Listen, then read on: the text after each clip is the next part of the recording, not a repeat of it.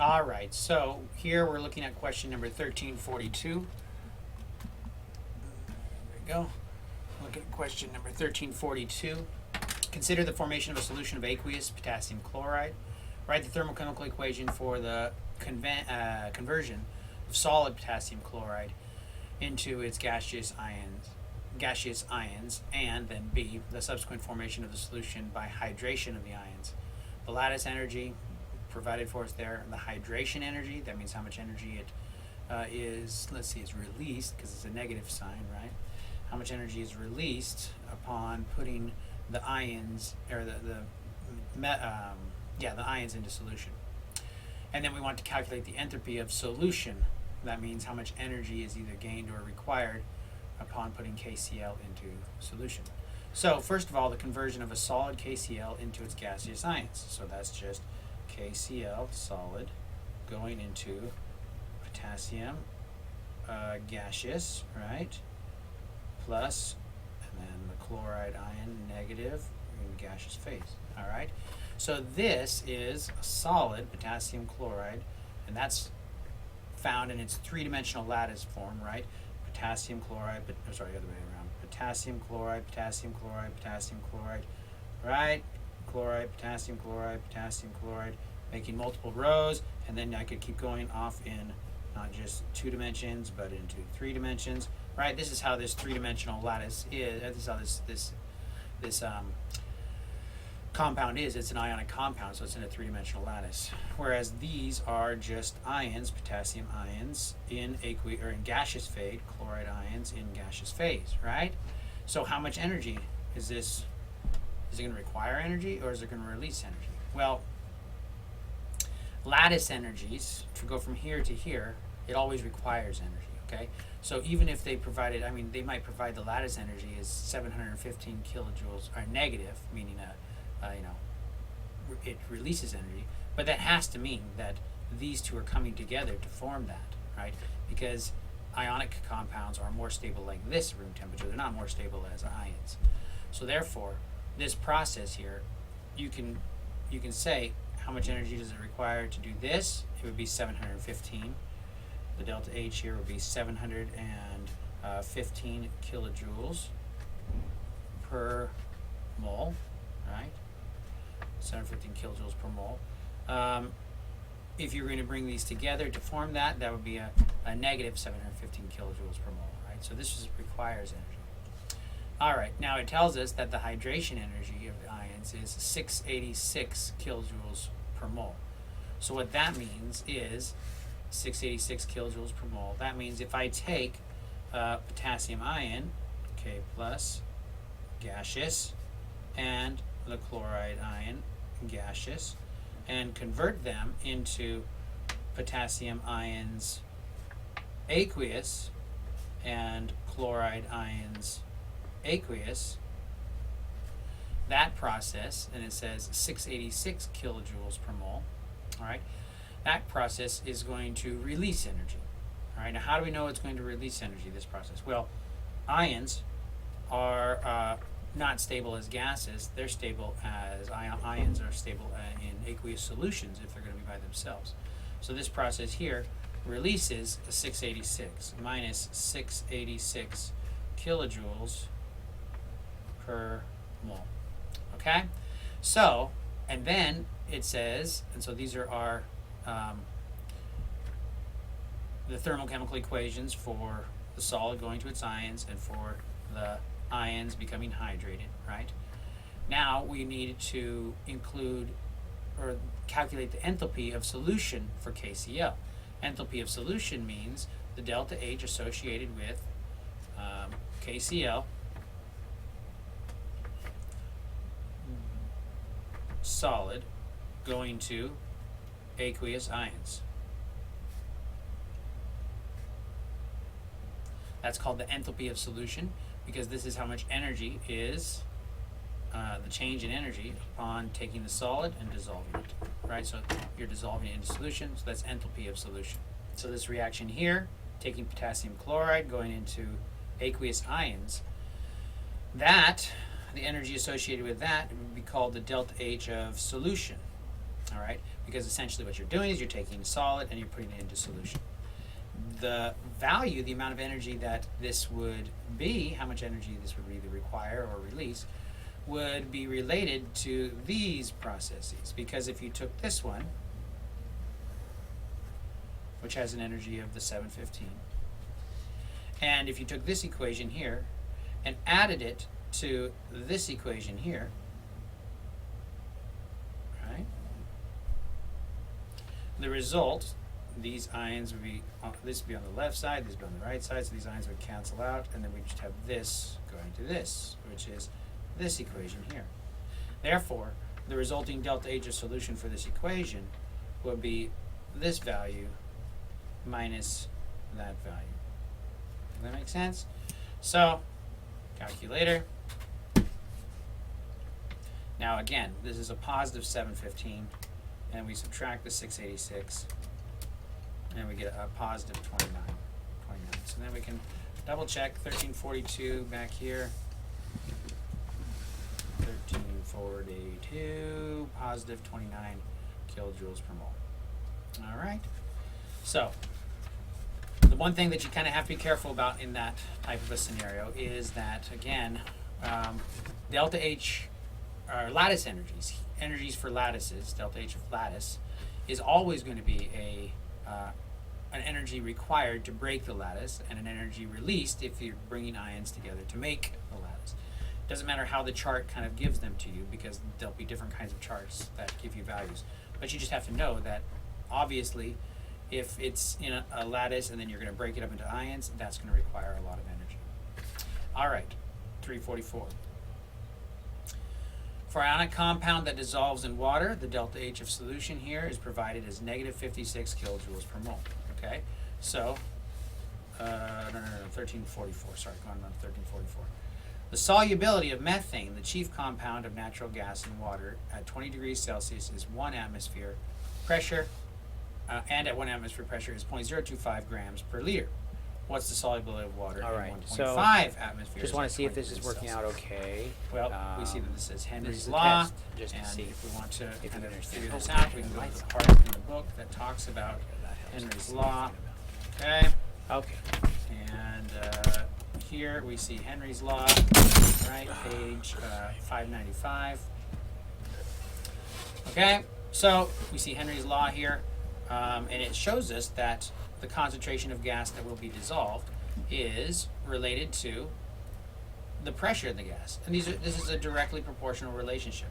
Or in other words, as shown in this figure down here, as you increase the pressure, right, then there's a linear relationship to how much gas is actually dissolved. The slope of this line, right, this is y equals m times x, where x is the concentration of the pressure, or not the concentration, but the pressure. Y is the concentration that's dissolved, and kh is the m, y equals mx, where this is the slope. Now the slope is going to be different for the different gases, because different gases have different degrees of solubility. All right, so you would need to know the constant k provided for you, right, for the specific gas. Now pressure is in units of atmospheres. In this case, it could be in torr or millimeters of mercury. All right. So Concentration of gas. just want to see if is this in is units working out of, okay. In this is case, a it's test, grams of just gas to per see every 100 if you can grams understand. of Oh, water. the lights It on. could be in molarity, Helps us right? significantly.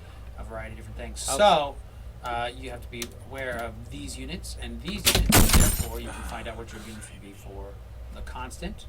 All right, and that can be helpful when you're trying to solve these kinds of problems. For example, in this one here, they tell us 1 atmosphere of pressure in 0.025 gram. Let's see. The solubility. They tell us the solubility of methane, which is that constant, right? It's this many grams per every liter, right? Or this is the concentration. The concentration. That's how many. That's the concentration at that pressure. All right. So, if we want to solve this problem here, then let's see. A piece of paper here.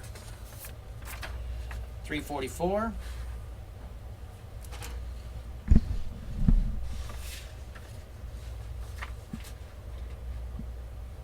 Or 1344. It's a linear relationship, so I can just use a simple ratio for myself. I can say it's related to the pressure, right? It's not the temperature, and we haven't changed the temperature anyways. So I could say at 1 atmosphere, I'm getting 0.025 grams per liter.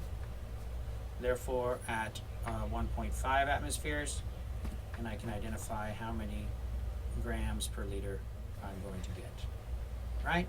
So that's how we're going to solve that one.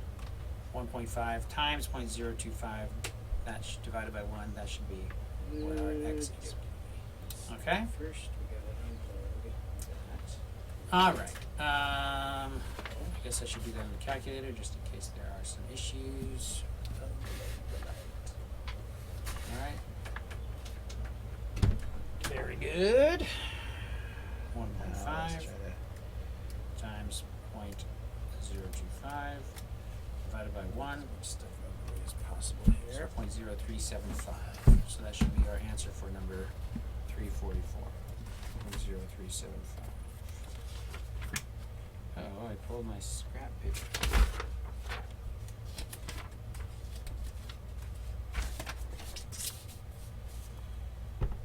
What were we looking for? 344.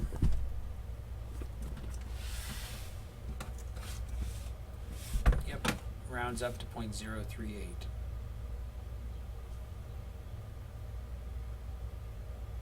Right here. All right, great.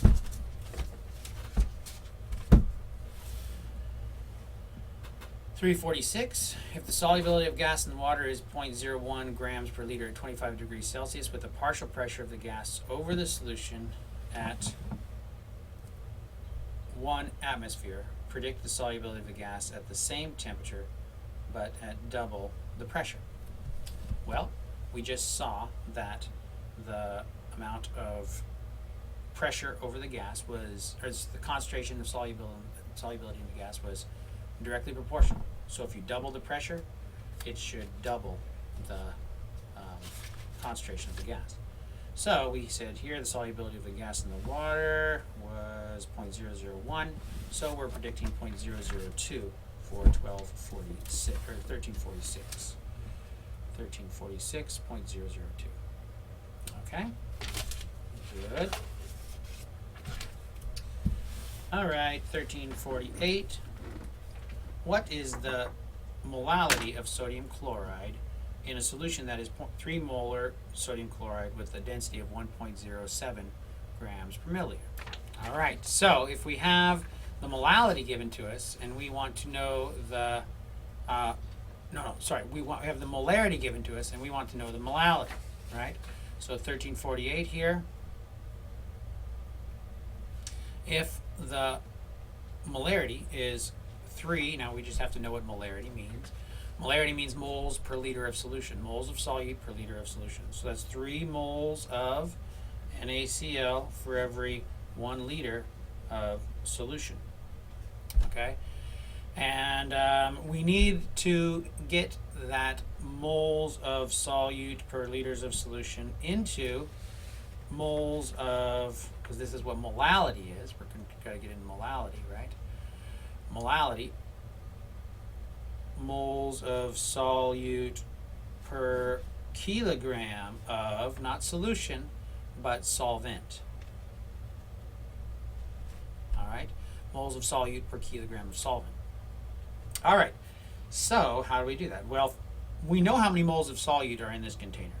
All right, so let me draw a little picture for us. We always have to kind of visualize what's going on, or we don't have to, but it kind of is helpful, right? If we can visualize what's going on here. So here I have a container, and I'm going to say I have 1 liter of this stuff. And in here, it's 3 molar, right? So that means there's 3 moles of sodium chloride in that 1 liter, right? So there's my container, that's what I have. And I would like to know what now is the relationship between the moles of the solute, the moles of the sodium chloride, and how many kilograms of solvent, that's water in this case, All right, how many kilograms of solvent? All right, now,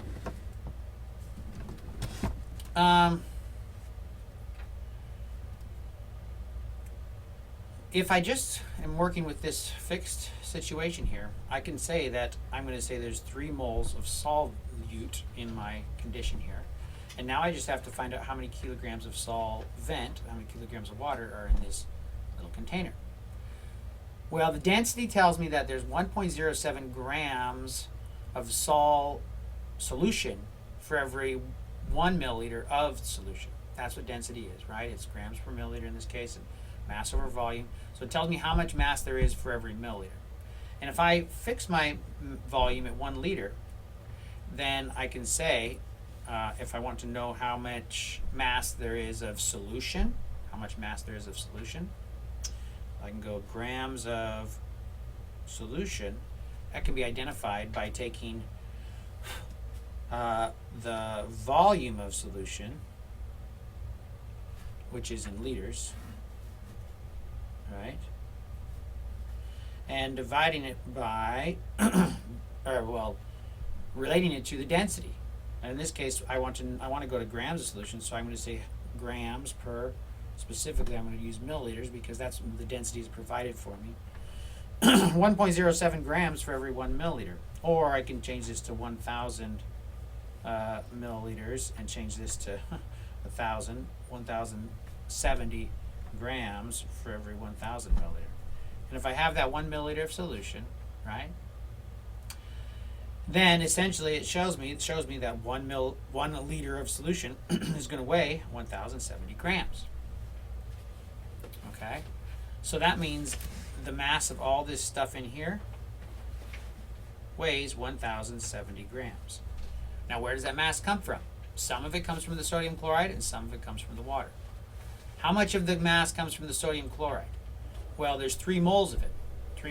And if I look at my periodic table here, let's see if I can bring up my periodic table really quick. Where is my periodic table? Where's my periodic table?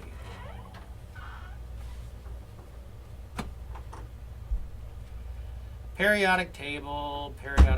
Where are you, periodic table? It's got to be here somewhere. Come on. Where are you? Where's the periodic table?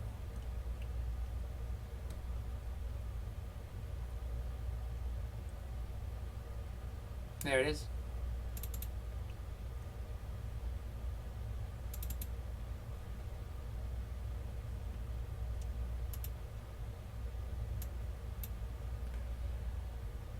All right.